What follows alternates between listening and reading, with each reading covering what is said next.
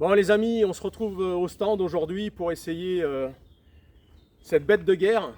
Alors pourquoi je dis ça? Eh bien, tout simplement parce qu'il s'agit de la Kalachnikov TR3, qui est la version civile de l'AK-12 AK-15 qui est actuellement utilisée par les Russes sur le front ukrainien.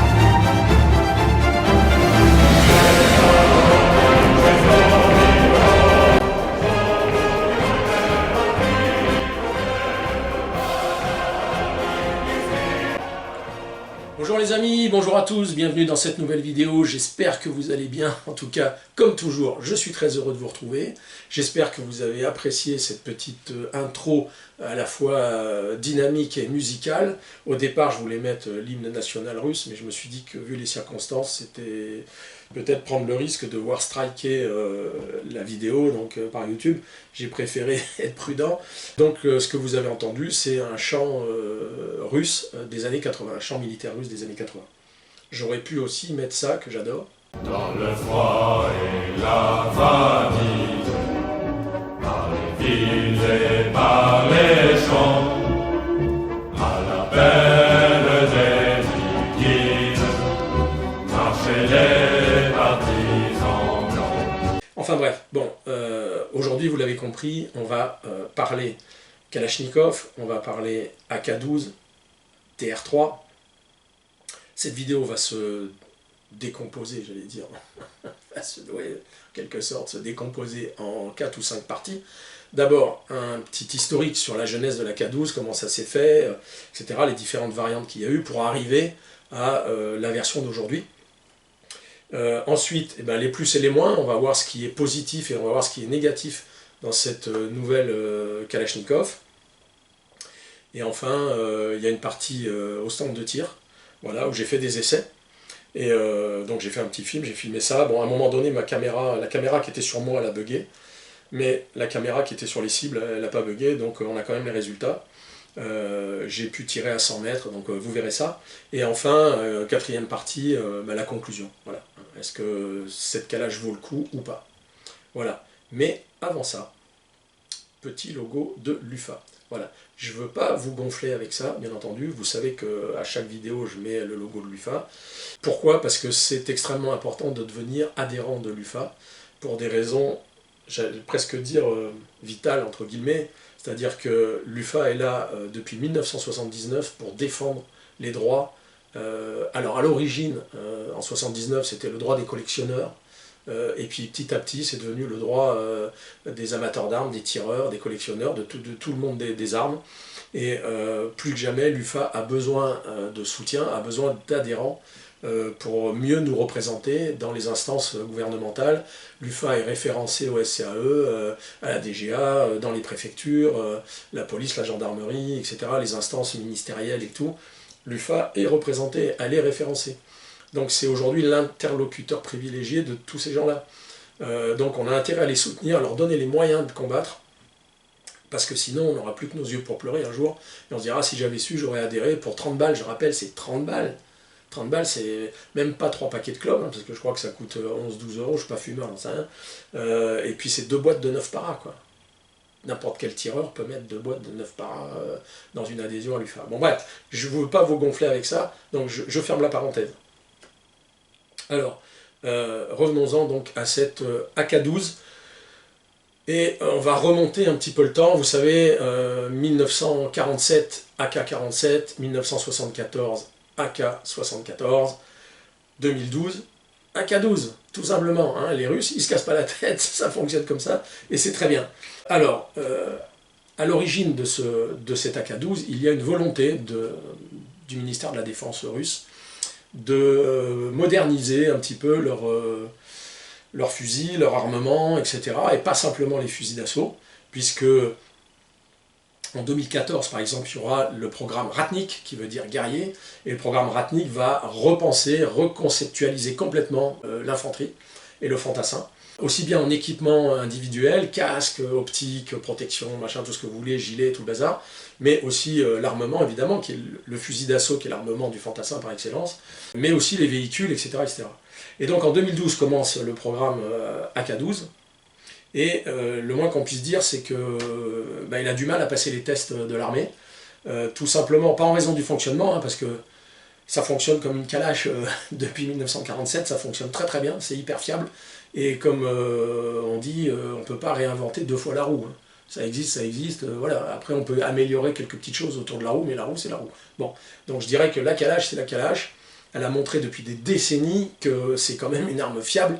Elle n'est pas sans défaut, bien sûr, mais c'est extrêmement fiable, et probablement même le fusil d'assaut de série le plus fiable du monde. Hein, voilà. Bon.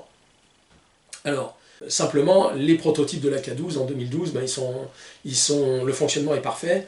En revanche, ils ne sont pas très solides et ne résistent pas aux tests de chute. Vous savez qu'on fait chuter l'arme dans certaines circonstances et tout. Et puis le boîtier s'est déformé, et puis la poignée s'est cassée, etc., etc. Le garde-main s'est fissuré et tout. Bon, c'était pas top top. Et quand arrive 2014, on n'a pas beaucoup avancé sur l'AK-12. Les ingénieurs n'arrivent pas vraiment à trouver de solution. Et là, il y a un miracle qui se produit quand même. C'est qu'un des ingénieurs de Molot, hein, vous connaissez tous, vous avez entendu parler de Molot. Molot, c'est un fabricant qui s'est fait connaître principalement en sortant une Kalash, un AK, on va dire, en calibre 12, voilà, qui était assez monstrueux pour l'époque. Donc un des ingénieurs de Molot est passé chez Ismash, Kalachnikov, donc, et lui, il avait des idées très précises. Il a repris le prototype d'AK-12, il est reparti, on va dire, de la AK-12.0, et il a apporté tout un tas d'améliorations qui va donner en 2014-2015 l'AK-400. Voilà, je vous mets une photo, l'AK-400, donc vous voyez qui ressemble vraiment beaucoup à la version définitive de l'AK-12. D'ailleurs, en 2015, des nouveaux tests sont faits, passés avec succès cette fois, et au moment des tests, Ismash a rebadgé l'AK-400 en AK-12. Voilà, bon. Alors que l'AK-12 présenté en 2015 n'avait plus grand chose à voir avec l'AK-12 de 2012. Mais néanmoins, ils ont gardé cette nomenclature-là, que je trouve assez jolie, moi, AK-12, je trouve que ça sonne bien.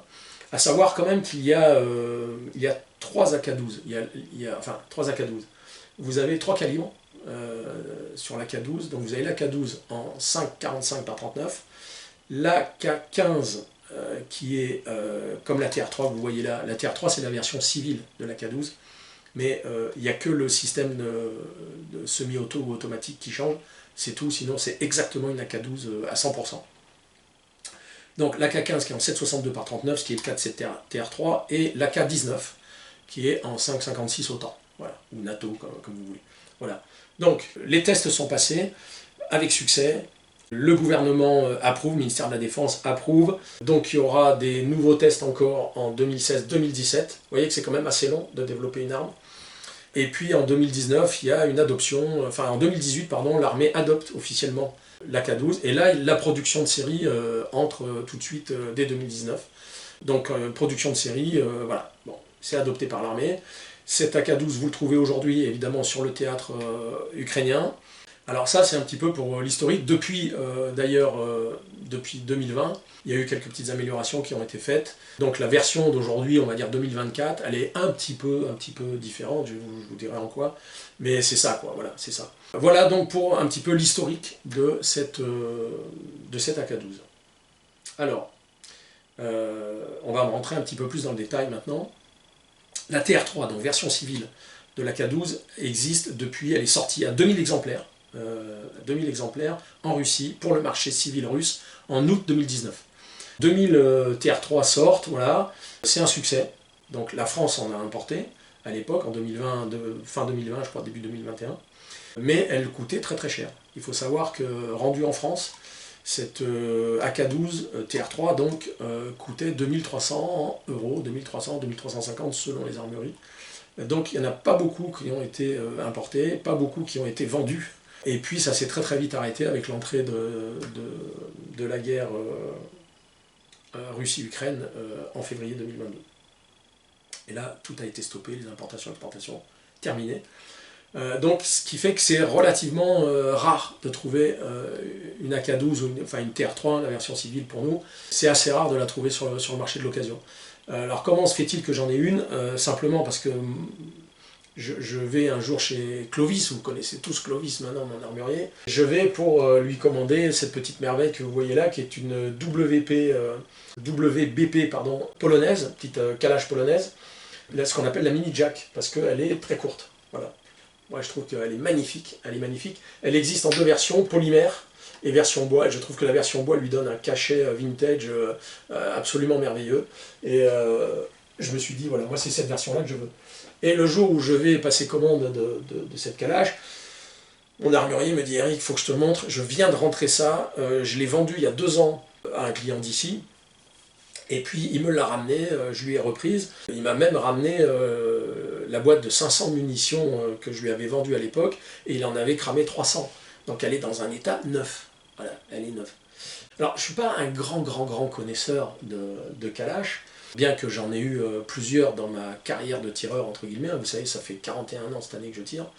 Donc, je vous montre quelques images qui ont été prises il y a pas mal d'années, avec différentes Kalash. On voit une Ismash, on voit même un SVD de chez Rom Technica, un SVD roumain. Et puis, je crois que j'avais une bulgare aussi, et puis je sais plus, voilà.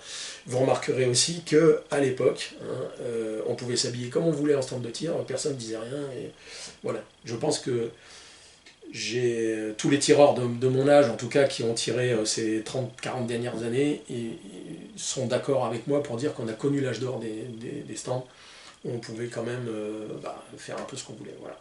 Tout en étant extrêmement sérieux et extrêmement sécuritaire. Voilà.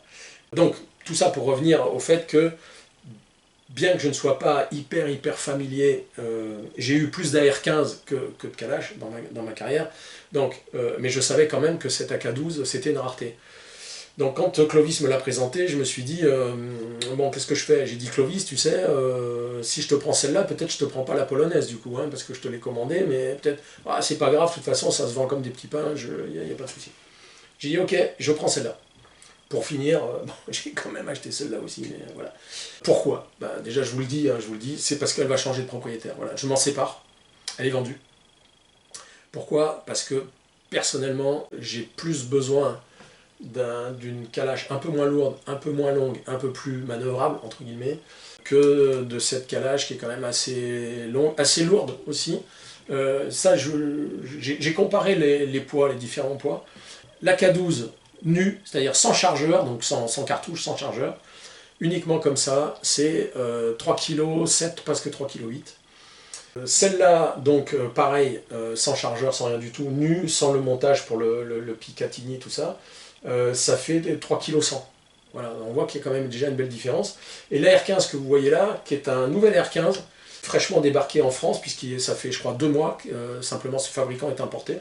Il s'agit d'un LFA, Live Free Armory, donc une marque à mon avis qui va se développer, c'est hyper quali, je ferai une vidéo là-dessus, je vous montrerai.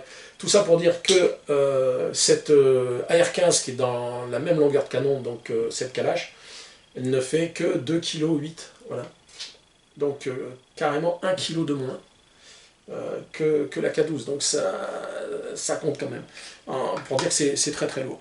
Donc voilà, donc bref, je l'ai acheté, j'ai tiré avec, j'ai fait, à un moment donné, je vous mettrai, j'ai fait quelques tirs de précision avec mes yeux, hein, et puis organes de visée mécanique. Et à 100 mètres, franchement, les résultats sont plutôt très encourageants, et je pense que quelqu'un qui a de meilleurs yeux que moi pourrait faire mieux que ça. Vous verrez, j'arrive à mettre 3 cartouches là-dedans. Voilà. à 100 mètres, en visée ouverte. Moi, pour moi, avec mes yeux, je suis hyper heureux. Parce qu'on va pas se mentir, je pense qu'on est beaucoup de tireurs à se dire, si on est dans la zone alpha, ça suffit. On n'a pas besoin de faire des 10 ou trou dans trou. C'est très bien de les faire, c'est sympa, mais la zone alpha, moi, ça me convient très bien. Voilà, allez Charlie à la limite, mais zone alpha, c'est parfait. Et elle y va vraiment directement. Est-ce que, maintenant qu'on a vu un petit peu ça, est-ce qu'il y a eu des réels progrès qui ont été faits sur la K12 par rapport à la K74? La K74, c'est quand même presque 40 ans d'existence. Quand, en 2012, hein, quand sort cette AK12, ça fait 38 ans que la K74 existe, qui est toujours employée aujourd'hui. Hein, pas mal des soldats russes qui sont sur le front ukrainien ont encore des AK74. Tout le monde n'est pas équipé d'AK12 encore, mais la K74 elle est fabuleuse, elle marche super bien, il n'y a pas de souci. Donc est-ce que la K12 est une amélioration ou pas? Par certains aspects, oui. Notamment, comment dirais-je, par exemple une crosse réglable. Voilà, crosse réglable. Ça n'existait pas, enfin, on en trouvait sur des AK parce que vous avez beaucoup de fabricants de pièces détachées pour optimiser votre AK qui vendaient des crosses comme ça. Mais d'usine, l'AK12 voilà, a une crosse réglable. Vous avez ici un bouton qui vous permet, voilà, qui est assez dur.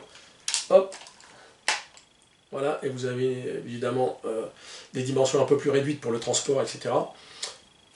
Bon, ça présente un intérêt évidemment, mais en France, la TR3 ne peut pas tirer quand la crosse est rabattue.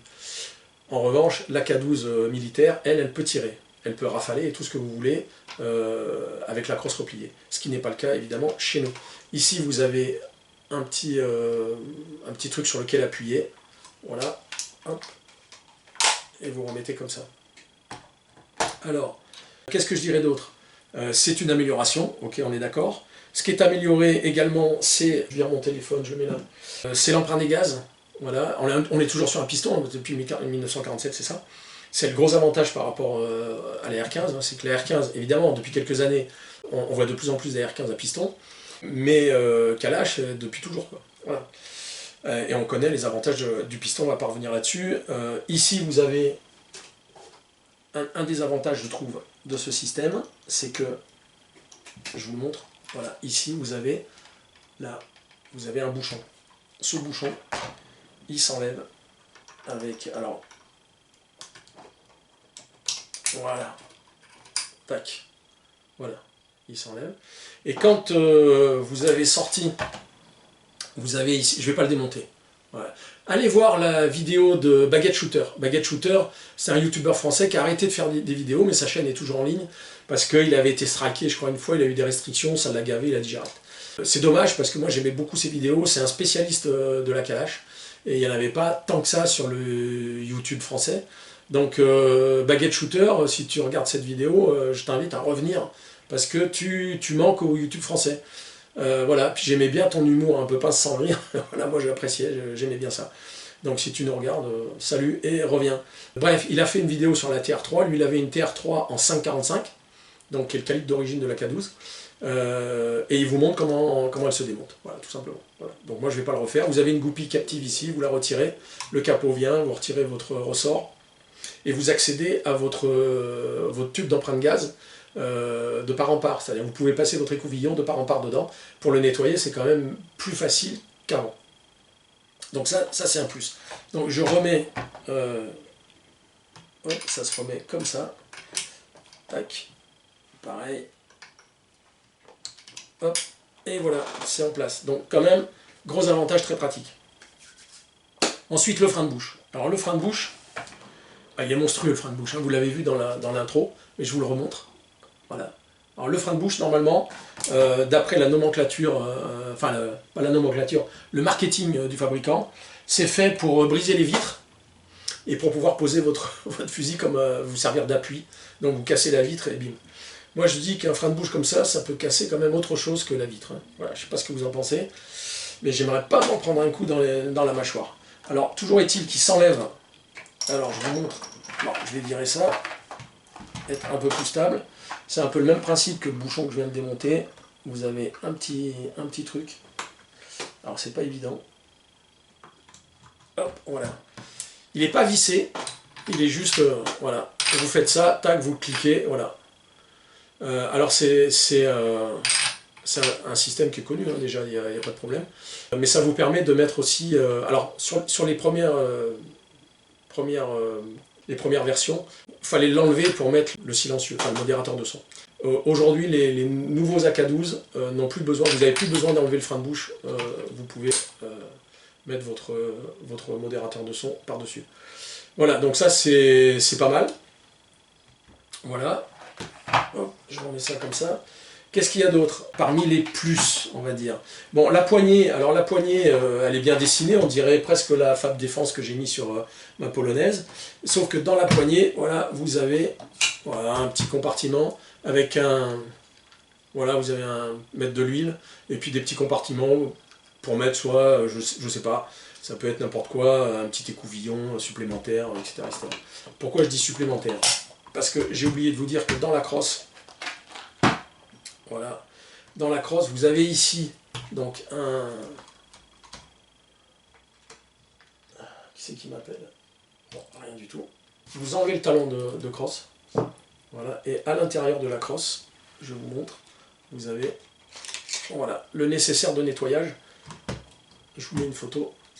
Nécessaire de nettoyage qui, jusqu'à présent, vous vous souvenez, c'était une baguette de nettoyage qui était sous le canon, qui rentrait sous le garde-main et qui était fixé au canon. Et bien là, voilà, c'est un petit kit où voilà, faut retirer toutes les baguettes, les visser entre elles et tout. Vous avez les écouvillons à l'intérieur et tout, c'est assez complet. Mais bon, voilà, c'est pas forcément révolutionnaire. Donc je remets ça. Alors le bouton ici, il est vachement dur. Hop. Ah putain. Voilà. Tac, c'est fait. Voilà. Alors, à savoir qu'au départ aussi, la K12 était livrée avec un sélecteur, 4 positions, donc sécurité bien sûr, rafale complète, rafale de 2 et coup par coup. Très très vite ils se sont rendus compte, notamment au début de la guerre en Ukraine, que le 2 coups c'était pas terrible, ça servait à rien, donc sur les versions suivantes ça a été enlevé, vous n'avez plus la possibilité de tirer 2 cartouches en rafale. C'est pas tellement que la rafale de 2 n'est pas nécessaire, enfin, moi je pense qu'elle n'est pas nécessaire, mais je ne suis pas non plus un expert. En revanche, le retour des militaires sur ce sélecteur, c'était qu'ils ne savaient plus où ils en étaient. Il y avait 4 trucs, ils ne savaient plus s'ils étaient sur rafale de 2, coup par coup, voilà, il y avait trop de trucs, quoi. Donc ils en ont supprimé un pour simplifier, donc c'est très bien. Alors, qu'est-ce que je peux dire d'autre sur les points positifs? Des organes de visée, donc, qui sont gradués jusqu'à 800 mètres, la hausse graduée jusqu'à 800 mètres, avec un petit œilleton. Cette hausse, elle a changé, ainsi que la crosse. Comme je vous ai dit, la K12 a subi plusieurs évolutions. Je vous mets en photo d'ailleurs la différence entre la crosse du premier AK12 et la nouvelle crosse aujourd'hui. Vous voyez qu'elle est redessinée. D'ailleurs, je préfère la nouvelle. Moi, personnellement, je préfère la nouvelle. Celle-ci ressemble trop à une crosse d'AR15 en fait, quoi. La hausse aussi a changé, vous voyez, c'est plus du tout la même. Elle prend beaucoup moins de place. Ce qui fait que vous avez plus de place sur votre rail pour poser des optiques, etc., avoir un point rouge, un magnifieur, etc. Enfin, voilà. Donc ça, c'est, on va dire, des vrais avantages.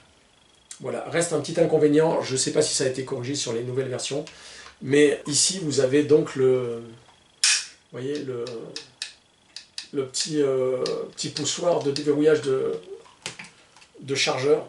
Il est tout petit, il fait mal aux doigts, alors que sur cette calache, vous voyez la largeur ici, voilà, on l'a bien en main des deux côtés, franchement ça peut pas riper, on est bien. Donc pour moi ce déverrouillage là il n'est pas top, mais enfin bon, il fonctionne très bien, hein, je veux dire, il y a pas de... mais un petit peu plus large ça aurait été sympa. Donc voilà pour ce qui me semble être des avantages. C'est pas négligeable hein, évidemment. Est-ce que ça vaut 2300 €? Ça c'est un autre problème. Après, vous pouvez upgrader avec un fabricant russe qui s'appelle Zenitco, très connu des amateurs d'AK, qui va vous faire des tas de pièces pour votre TR3 ou votre AK12. Mais alors, bon, c'est très très bien fabriqué, c'est de l'hyper qualité, mais ça coûte très très cher. Notamment leur garde-main. Pourquoi ils ont fait un garde-main? Ben, très simple, je pense que les utilisateurs vont tout de suite comprendre en quoi ce garde-main est un défaut, on va dire, qui a été relevé aussi par d'autres youtubeurs, d'autres utilisateurs. C'est que d'abord l'arme vous est vendue dans le marketing, il est indiqué que c'est un canon flottant. Et c'est pas du tout un canon flottant au sens où on l'entend nous, puisqu'on a l'empreinte gaz qui est fixée sur le canon et fixée sur la carcasse, donc c'est pas un canon flottant, voilà, on est d'accord. Non, en fait la nouveauté c'est que le garde-main, il n'est pas fixé au canon comme il l'était jusqu'à présent. Bon. Ce qui fait que effectivement le canon là est libre et n'est pas dépendant de ce qui pourrait arriver au garde-main. Et ça permet aussi de garder le garde-main. Alors celui-là est en plastique, hein, voilà, c'est pas hyper quali, mais bon, c'est du militaire, bon voilà, j'imagine que les contraintes budgétaires ont fait que. Mais je reviens à Zenitco. Zenitco fabrique en aluminium aéronautique un garde-main qui va jusqu'ici. Pourquoi? Parce que quand vous avez votre arme et que vous voulez la prendre comme c'est la doctrine depuis quelques années, la prendre comme ça, et ben vous pouvez pas parce que vous vous cramez les mains, quoi. Vraiment, vraiment. C'est pour ça que j'ai mis un hand-stop ici, pour avoir la possibilité de faire ça ou de faire ça, et de ne pas me retrouver à prendre le canon comme ça. Voilà. Donc Zenitco a anticipé ça, ils ont sorti un truc, mais ce garde-main Zenitco, il vaut 700 €. 700 € le garde-main, quoi. C'est un truc de malade mental. Mais enfin, bon, bref. Donc c'est un défaut quand même ce garde-main. Pourquoi? Parce que lui, pour le coup, il est réellement flottant. C'est-à-dire qu'il bouge. Donc si vous voulez garder votre zéro sur ce garde-main, c'est impossible. Voilà. Dès que vous allez poser justement la partie garde-main sur un mur, un appui de fenêtre ou ce que vous voulez pour vous stabiliser, vous allez perdre votre zéro parce que le truc il bouge. Donc c'est pas top, on va dire. Voilà. Bon. Voilà. Alors globalement, qu'est-ce qu'on peut penser de cet AK-12? Bah écoutez, moi je dirais que on va en parler après la séance de tir. On va peut-être aller ensemble au stand de tir, l'essayer. Je le rappelle, j'ai tiré à 100 mètres, mon stand de tir possède un 100 mètres, c'est tout. Donc je l'ai tiré à 100 mètres. À 100 mètres, je suis très très content du résultat, surtout avec mes yeux. J'ai eu un petit bug donc, de caméra, mais ça, c'est pas grave. Et puis, bah, pour moi, les groupements sont très très satisfaisants, il n'y a pas de souci. Voilà. Et puis on se retrouve tout de suite après, et on va... voilà. Est-ce que c'est l'AK ultime? Est-ce que c'est bof-bof? Est-ce que ça mérite... voilà. Est-ce que c'est une révolution? Voilà. Donc, ma réponse en tout cas, qui n'engage que moi, après les CC au stand. Allez, on se retrouve tout de suite. Bon, après, encore une fois, c'est une arme de guerre. Hein. C'est pas fait pour faire des trèfles dans un 10. Hein. Ça fait des trèfles, mais pas dans un 10. Voilà. Allez, toujours ce bruit merveilleux. Ah. J'ai un peu de buée sur les lunettes. C'est vraiment la misère, ce truc. Là, j'ai mes lentilles progressives, mais c'est quand même pas... C'est super, pour comme ça, conduire et tout, mais pour des organes de visée, c'est pas top.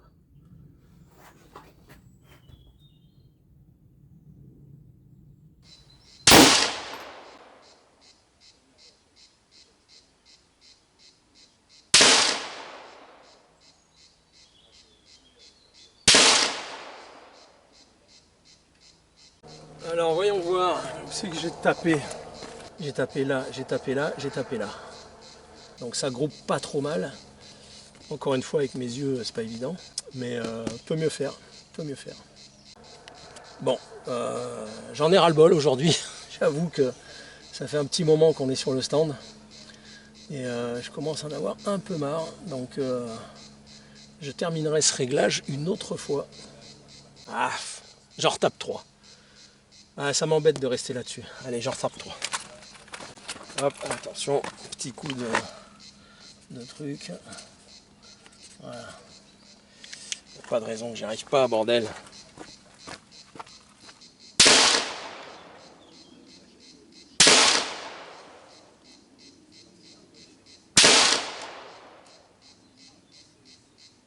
Voilà, je crois que on tient le bon bout. J'ai eu raison de vouloir en tirer 3 autres. Elles sont là, là et là. Je crois que je peux mourir tranquille. Voilà. Bon les amis, vous l'avez vu, hein, moi je m'estime heureux. Encore une fois, quand j'arrive à mettre 3 cartouches comme ça à 100 mètres en visée ouverte, avec ma vue, je suis très content. Très content. Voilà. Voilà, les amis, qu'est-ce qu'on peut dire de plus? Moi je dirais que j'adore cette AK, parce que elle dégage une espèce de bestialité. Je sais pas pourquoi, je sais pas comment vous expliquer ça. On a l'impression qu'il ne peut rien lui arriver. О, бедная, смотри, как поехала по камням. Смотри, как она прыгает. Куда ты кустак?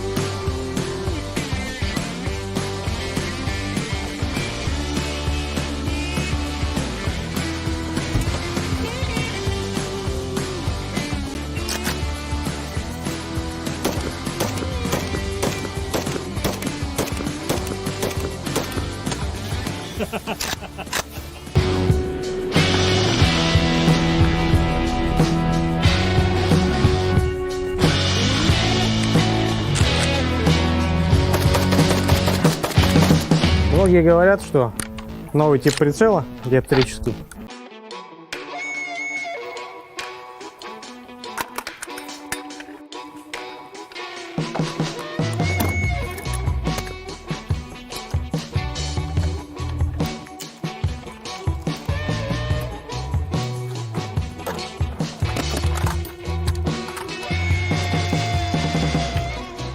C'est pour ça que je dis dans l'intro que c'est une bête de guerre en fait. Voilà, c'est une bête de guerre. Bon, elle a été conçue pour ça en même temps, hein, voilà. Donc pour moi, je vois que du positif, on va dire, dans cette AK qui est vraiment monstrueuse pour moi. Mais en même temps, est-ce qu'elle fait mieux qu'une AK-74? Est-ce qu'elle fait mieux qu'une AK de chez Arsenal en Bulgarie? Est-ce qu'elle fait mieux? J'en sais rien, je ne saurais pas dire. Hein. Encore une fois, je ne suis pas vraiment le spécialiste des AK. Moi, j'ai pris beaucoup de plaisir à en faire l'acquisition, beaucoup de plaisir à tirer avec, beaucoup de plaisir à vous la présenter en vidéo. Maintenant, comme je vous l'ai dit, ben, je m'en suis séparé. Elle va partir faire le bonheur d'un autre amateur d'AK. Parce que ben, moi, je préfère un peu plus léger, un peu plus court, encore une fois. J'ai plus besoin de ça que de ça. Voilà, tout simplement. Bref, les amis, j'espère que cette vidéo vous a plu. On se retrouve donc très vite pour de prochaines aventures. Et je vous dis, ben, portez-vous bien, à très bientôt, prenez soin de vous. Ciao les amis.